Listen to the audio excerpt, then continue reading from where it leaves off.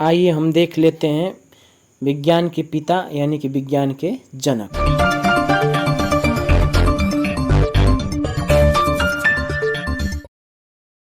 किसी एक नाम को नहीं कह सकते, लेकिन हम मानते हैं कि जो है प्राचीन यानी कि दो प्रकार के, एक प्राचीन एक जो है मॉडर्न यानी कि आधुनिक।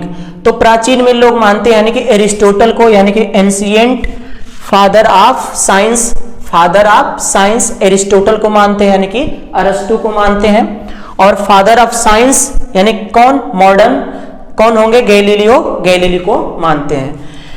इसके बाद father of modern science in India यानी कि भारत के आधुनिक जो है जनक कौन है विज्ञान के, सर जगदीश चंद्र बोस यानी कि सर जगदीश चंद्र बोस को क्या मानते हैं, आधुनिक जनक मानते हैं विज्ञान के।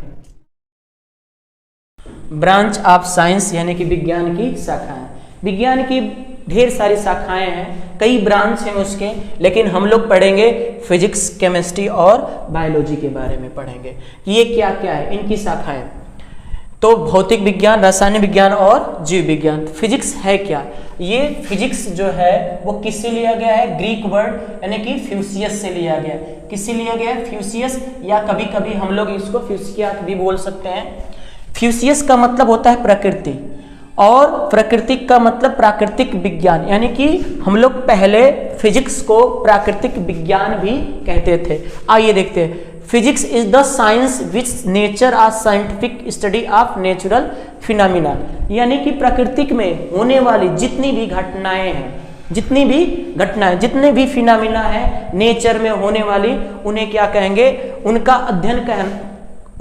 अध्ययन करना सिस्टमेटिक तरीके से क्या कहलाएगा, भौतिक विज्ञान कहलाएगा। जैसे सूर्य के चारों तरफ पृथ्वी घूम रही है, अपने एक्सिस पे भी घूम रही है, तो क्यों घूम रही है, कैसे घूम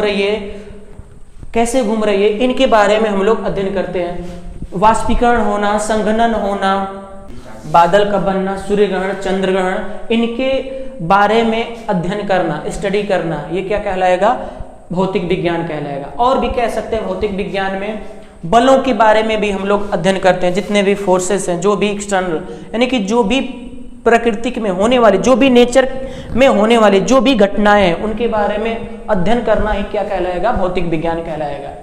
केमिस्ट्री की बात करते हैं, केमिस्ट्री यानी कि रसायन विज्ञान, branch of science which deals properties of the matter, its composition, structure and the reaction.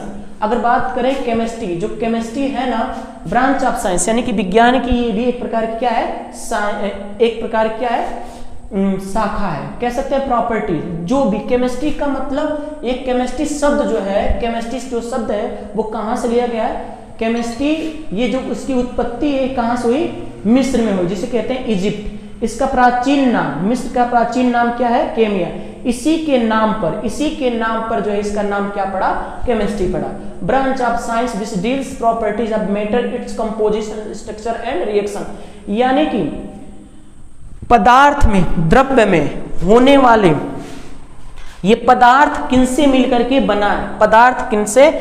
के बना है, इनकी प्रॉपर्टीज क्या है, इनके गुण क्या है, इनका स्ट्रक्चर क्या है, इनकी संरचना क्या है, और ये आपस में रिएक्शन करेंगे तो क्या बनेगा, इनके बारे में हम लोग अध्ययन करते हैं। यानी कि किसके अंतर्गत पढ़ते हैं, हम लोग पढ़ते हैं केमिस्ट्री के अंतर्गत पढ़ते हैं। जैसे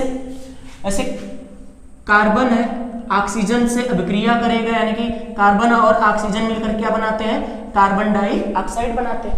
तो कार्बन एक एलिमेंट है, ये भी एलिमेंट है, लेकिन ये कैसे जुड़ेगा, इसका संरचना सूत्र क्या होगा, इसका स्ट्रक्चर क्या होगा, ये इनके पदार्थ यानी कि इसका कंपोजिशन, रिएक्शन, संरचना, इनके बारे में हम लोग अध्ययन करते हैं। वो क्या कहलाता है, रसायन विज्ञान कहलाता है। बायोलॉजी, जीव विज्ञान भी एक ग्रीक वर्ड है, यानी कि ग्रीक शब्द है, और यह भी एक ब्रांच ऑफ साइंस, यानी कि ये क्या है, ब्रांच ऑफ साइंस का मतलब क्या है, ये भी क्या है, विज्ञान की क्या है, एक शाखा है।